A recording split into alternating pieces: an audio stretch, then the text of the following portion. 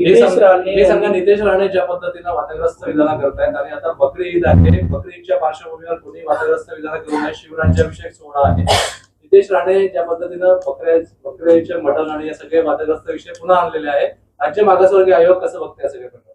देखिए, नितेश राणे जी जो बार बार नफरती बयान देते हैं, ये महाराष्ट्र के विकास के लिए बिल्कुल ठीक बात नहीं है। और जो बार बार वो श्री देवेंद्र फडणवीस जी का नाम कोट करके बोलते हैं, ये भी ठीक नहीं है। देवेंद्र जी को शायद वो जानते नहीं।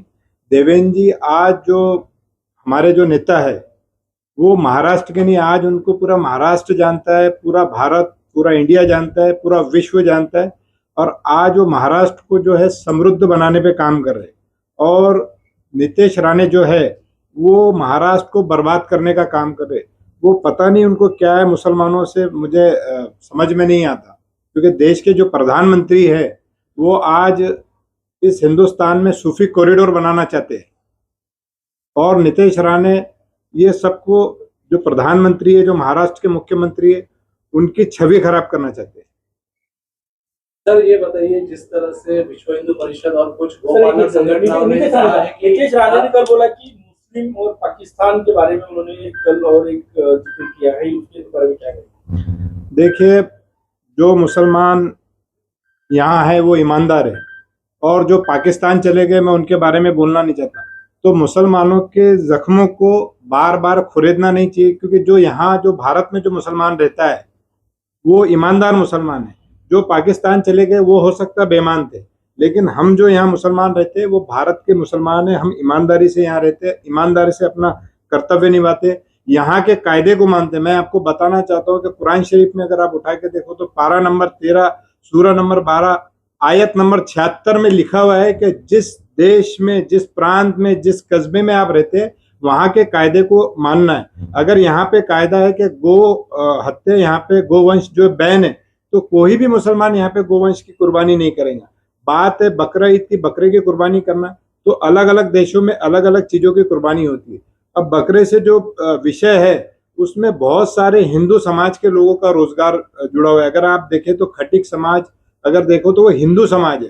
तो बकरे की जो कुर्बानी है वो समस्त हिंदू समाज ही उसका, यानी अगर उसको बकरे को काटने का जो काम करता है, मुसलमान तो खाली कुर्बानी देता है, उसको तकसीम करने का, उसको काटने का काम जो करता है वो हिंदू समाज का, खटिक समाज करता है। तो ये हिंदुओं पे भी अत्याचार है, ऐसा नहीं कि मुसलमानों पे, आज उनके भी रोजगार से खेला जा रहा है। तो ये बिल्कुल नहीं होना चाहिए।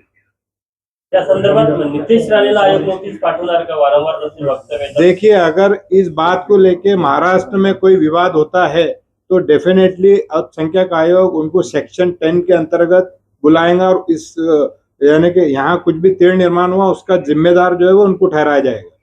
ये सब महाराष्ट्र, ये देवेंद्र फडणवीस जी का महाराष्ट्र है, ये विकसित महाराष्ट्र है। इसको बर्बाद करने की कोशिश ना करें। यहाँ पर ये सब कुछ भी ऐसा चलने वाला नहीं। आपने लास्ट टाइम इस सब मामले की प्रधानमंत्री के पास शिकायत करने वाले थे, वो की थी, और इस बार अगर वो देवेंद्र जी का नाम खराब कर रहे तो सीएम साहब से आप बात करेंगे? बिल्कुल, मैं देवेंद्र जी का से बात भी करूंगा इस विषय पे। अगर उनको देवेंद्र जी के बारे में अगर पता रहता, जितना मैं जानता हूँ, आज वो उनकी छवि खराब करने का काम नहीं करते। देवेंद्र जी को उन्होंने पढ़ा ही नहीं, देवेंद्र जी को उन्होंने समझा ही नहीं। देवेंद्र जी खाली हिंदुओं के मुख्यमंत्री नहीं है, वो मुसलमानों के भी मुख्यमंत्री है, वो सिखों के भी मुख्यमंत्री है, वो ईसाइयों के भी मुख्यमंत्री है, वो बौद्धों के भी मुख्यमंत्री है। तो वो सभी के, और वो सभी को साथ में लेके चलते। आप मेरे को बता दीजिए कि पूरे महाराष्ट्र में किसी भी मुस्लिम या कोई मुस्लिम समाज या कम्युनिटी देवेंद्र जी के अगेंस्ट में कोई बयान देते हुए आपने सुना है? कभी नहीं सुना। तो देवेंद्र जी सबका साथ रखते हैं, सबका ख्याल रखते हैं, सबका काम करते हैं, किसी एक विशेष कम्युनिटी का काम नहीं करते, वो सबका काम करते हैं। और देवेंद्र जी के बारे में, उनके बारे में बोलने के पहले अपनी छवि हमको वैसी बनाना पड़ेगा। वो उनका इतना बड़ा कद है कि मेरा और नितेश राणे जी का काम नहीं है कि उनका नाम ले लेके बार बार उनकी बदनामी करे। आज देवेंद्र जी महाराष्ट्र के नेता नहीं है, देवेंद्र जी को पूरा जापान जान रहा है, पूरा विश्व जान रहा है, पूरा इंडिया जानता है, महाराष्ट्र तक अभी वो सीमित नहीं है।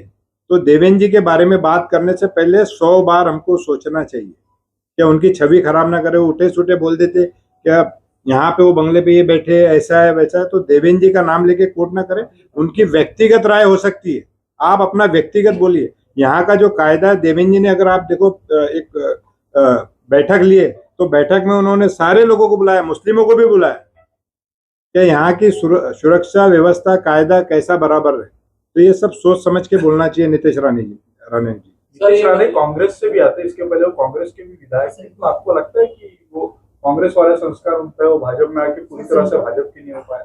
देखिए, अगर उनमें देवेंद्र जी के संस्कार होते तो वो उनके रास्ते पे चलते, मुझे नहीं लगता, क्योंकि हम तो शुरू से देवेंद्र जी के साथ थे, हम शुरू से गडकरी जी के साथ थे, तो आज हमारे संस्कार वैसे है। तो देवेंद्र जी के साथ में रहने से संस्कार आएंगे, तो उनको पहले समझना पड़ेगा कि देवेंद्र जी क्या है। देवेंद्र जी के बारे में हमारा लेवल नहीं, उनका ना उनका है ना मेरा है। देवेंद्र जी का कद बहुत बड़ा है। वो होता है कि बकरी ईद और गोहत्या लेके जो बात शुरू हुआ है, उसके पार्श्वभूमि में बीएचपी बजरंग दल 48 आवर्स पहले कुछ सीमावर्ती भागों में अपनी चौकियां लगाने वाले हैं, ये उसका ट्रांजैक्शन नहीं हो सके, इसलिए इस तरह से देखते हैं, क्या कहना चाहोगे? नहीं, देखिए, पूरे महाराष्ट्र में अगर आप देखें तो गौवंश पे बैन है, तो बिल्कुल नहीं होना चाहिए। इस्लाम का भी कायदा बोलता है कि जिस प्रांत में, जिस स्टेट में जो कायदा चलता है उसका हम सबको, समस्त मुस्लिम समाज को मिलकर उसका पालन करना चाहिए और सरकार का सपोर्ट करना चाहिए। ये इस्लाम बोलता है, मैं नहीं बोल रहा हूँ, ये कुरान शरीफ बोलता है। तो हम सबको, समस्त मुस्लिम समाज को इसका बिल्कुल इस कायदे का पालन करना चाहिए। और इस्लाम में ऐसा भी है